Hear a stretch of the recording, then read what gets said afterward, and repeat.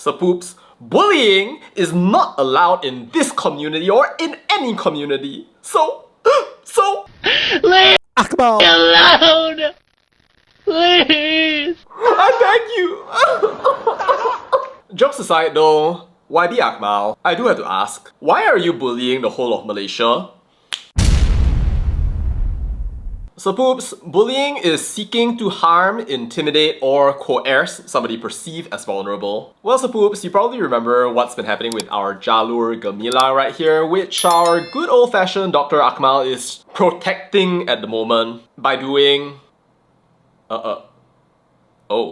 No lah, he's trying to educate him. There's no problem with sending over people in large groups to meet him, encourage thousands of people to talk about type Cs and terbalikkan bendera and everything out there to suit your heart's desire, only to stop when your own party does exactly the same thing. Yeah, there's no question about it. It is bullying, and it is literally bullying the entire country. Which is kind of ironic because their flag mistake was literally on a picture featuring Saudari Arwah Zara, whose case is really very unfortunate and not something that I think people should make use of for political clout. I have a lot to say about that, but I'll actually be appearing on Rafizi Ramli's podcast Yang Berhenti Menteri very soon, so you can hear my full thoughts there. But safe to say, it is some of the most despicable, inhuman stuff that I've ever seen happen to a single human being, and what happened to you should never happen to anybody ever again in this country. But yeah, seriously, right? Like, just go on the internet right now and just look at all this type C, type I, and type K shit right here. You know who all these people learned this from? They learned it from you. What, do you think it came from nowhere? No, it didn't. It came because they were literally reading your post and then trying to bodek you and thinking somehow that this is okay, this is normalized, this is alright.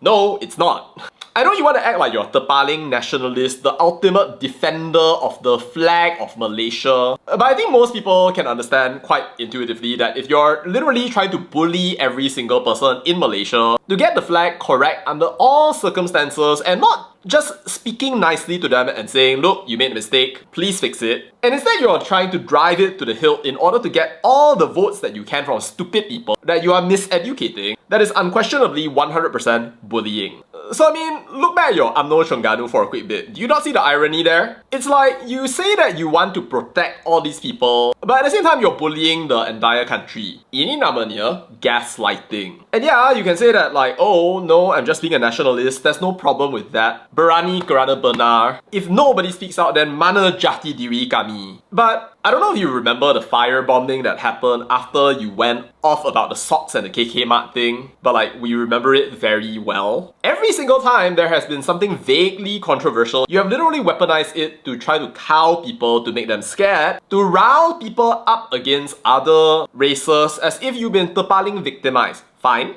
It's not great what has happened. I don't think that people should be insulting you or your rights or the nation of Malaysia. But this is not just you expressing your emotion responsibly.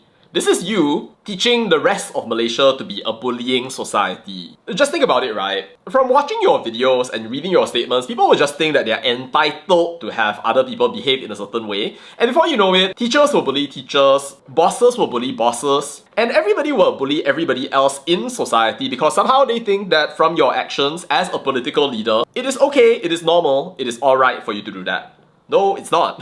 I mean, it's nice that you think that maybe it's a jati diri thing and you have your own jebat out there supporting you, but news for you, your jebat betrayed you. And everybody can see your hypocrisy because you're not going out there and then hammering past Terengganu or threatening a rally right outside UMNO Terengganu. So I don't know how you feel about like how other people should see you at the moment or what other people think. But you know, I actually used to have respect for you, like that's a real thing. I even thought that you had grown at some point, and I told you so, but I'll have to echo what I said a couple of months ago and say that when I look at the way that you're behaving right now, I cannot help but just think that either you receive extreme psychological damage very recently, or you have schizophrenia. I'm sorry, like, that's my diagnosis of the way that you're behaving right now. It's not made with malintent, it's not meant to insult you, it's literally just, I think that this is what is happening to you right now. And even if you're trying to get votes from people, I think that this is a very, very bad way of doing that. Suppose I literally have asked the guy to come onto my podcast to explain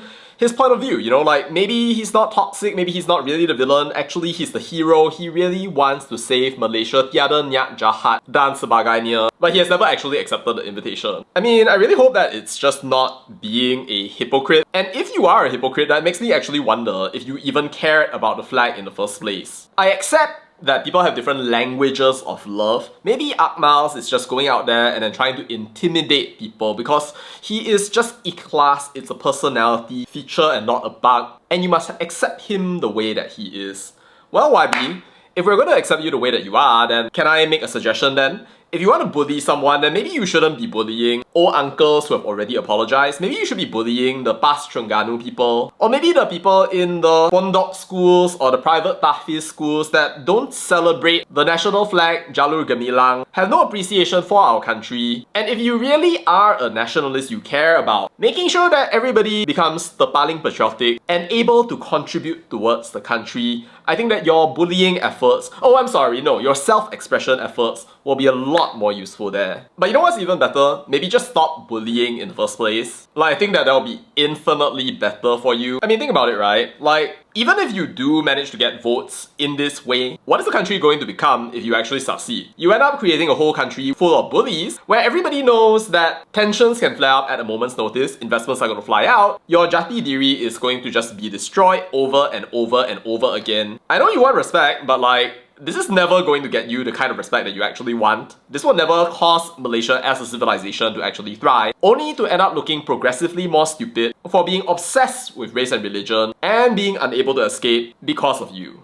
And if you really just feel that you cannot get the nationalistic spirit in any way except by bullying people, except by inciting people to express their anger in unhealthy and unproductive ways, then maybe what you should do is literally re-evaluate your ideology. Change the playing field. Find ways to actually educate people so that they are not subject to this kind of nonsense. I know you want to get votes for the elections, but the whole reason that people vote in the first place is because of certain feelings, certain ideas, certain thoughts. And if you can't actually influence them in a way that is productive or viable, then I have to ask, right, why are you so pathetic? Like, there was once upon a time when you were known as Malaysia's grand old party and you didn't have to rely on this kind of dog whistling constantly in order to try to get votes. Sure, race and religion are very much a part of our paradigm, but it wasn't to the point that every single time people make simple and small mistakes, then you start zeroing in on them like a vampire squid looking for blood. Come on, guys.